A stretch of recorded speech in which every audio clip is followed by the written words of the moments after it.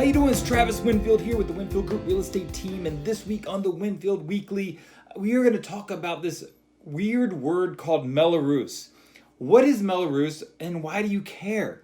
Well, it's very simple. What Mello-Roos is started actually here in Southern California, and it has expanded and it goes into a lot of different areas. And what it is a supplemental tax that has been applied to homes. It's a tenured tax that basically can last for anywhere from 25 to 30 years of the first life of the home. Now, what exactly is it paying for? What does this Mello-Roos thing do? Well, what it's doing is, in traditional neighborhoods, back in the old days, what they would do is they'd build all these homes in an area, and then you'd start building the infrastructure around it. Therefore, the schools, the stores, the parks, all that would go around it once there was enough people living in an area. Well, what builders have done now is they build what's called a pre-planned community where they do everything at the same time, to include things like parks and schools, fire departments, roads, sidewalks, the pedestrian bridges, everything. That's the reason why when you drive down the road in these areas that have been built with a Mello-Roos tax, you have these palm trees and all these beautiful things here in Southern California.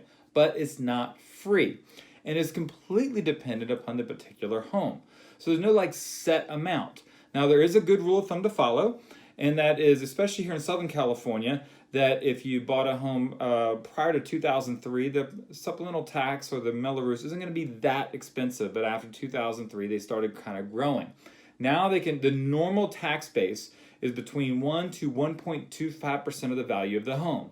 The supplemental tax or the Mello-Roos can add an additional anywhere from 1/4 to 3/4% onto the taxes. So there's some areas that you have Mello-Roos tax that can put your total tax base a little over 2%.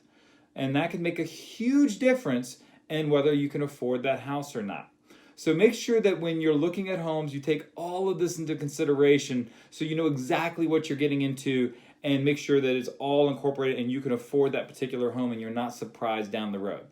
So if you have any other questions, please let me know, and I look forward to talking to you next time. Bye-bye.